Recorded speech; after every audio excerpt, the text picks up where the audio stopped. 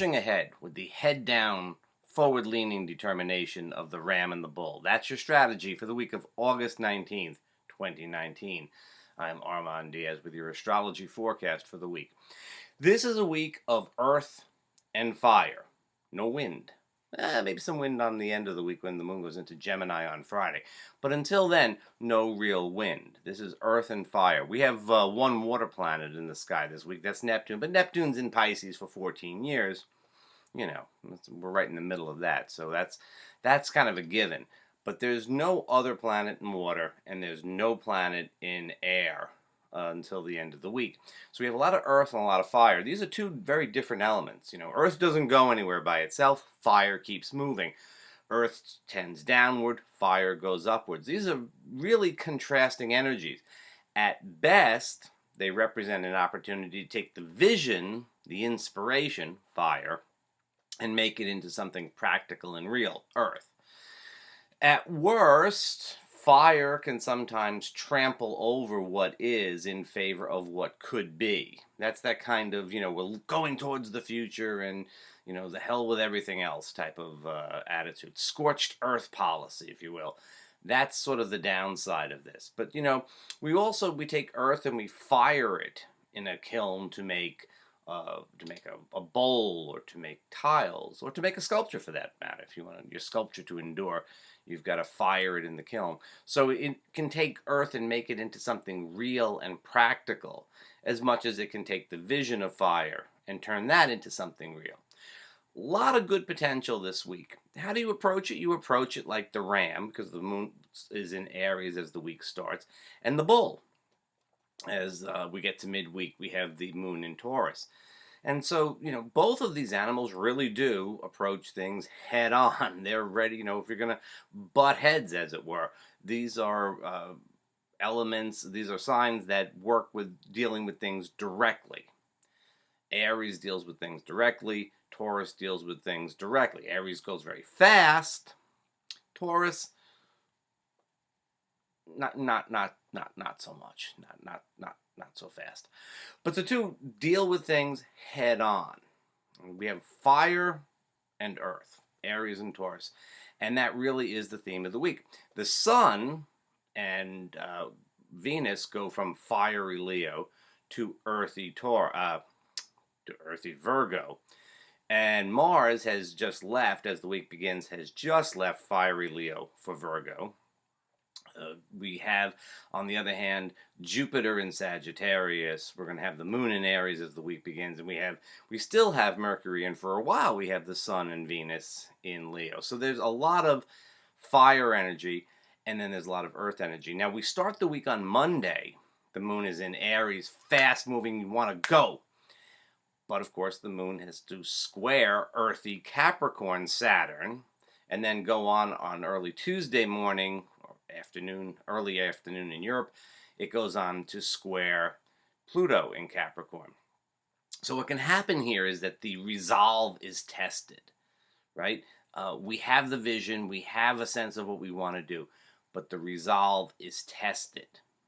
Now, at the same time, the moon in Aries is also making what we call a grand trine, not exact if you're all particular about things astrologically, but it is making a grand trine in a way between Aries, Leo, and Sagittarius.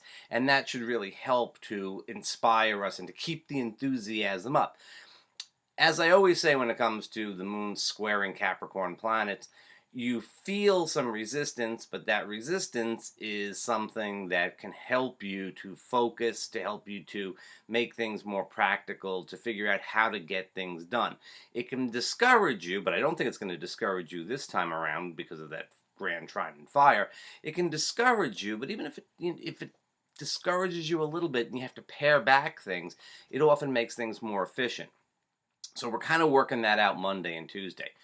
Wednesday, we have the Taurus moon, Wednesday and Thursday. Now here we have much more flowing kind of energy because we're going to be in a nice aspect to those Capricorn planets. And it's kind of like, instead of being tested by this sort of practical circumstances, we actually are energized by it. Very good for doing things. Now, the first thing that the moon does when it gets into Taurus, it takes a while for it to do it, but the first thing it has to do is to go meet with Uranus, who's in Taurus.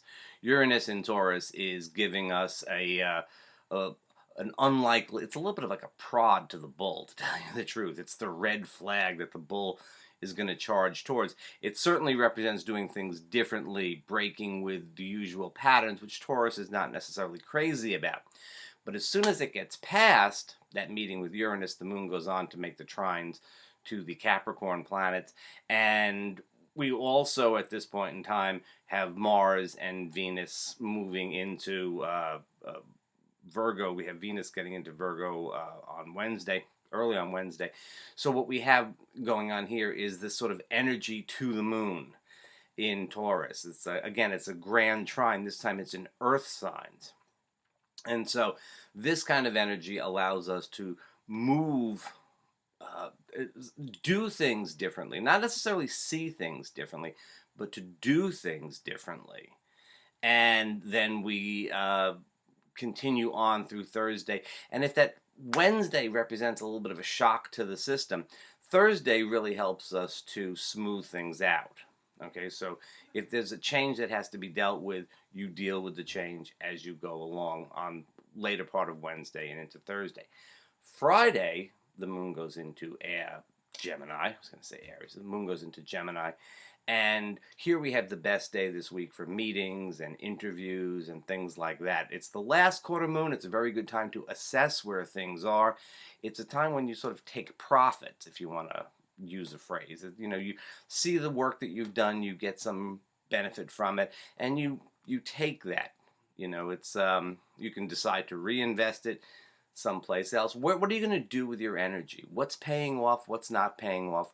Where do you want to reinvest and where do you want to divest your energies?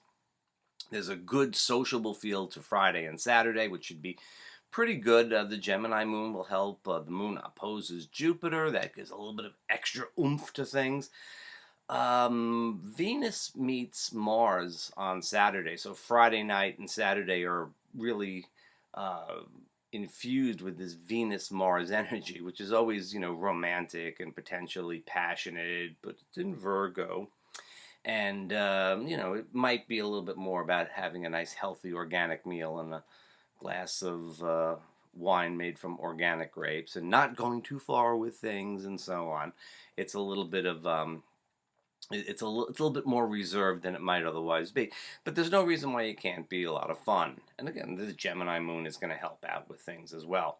The moon is void just about all day Sunday, and then later on in the evening, around 5 o'clock or so, Eastern time. You can find out this sort of thing if you get my free newsletter. You can get some precise times with this.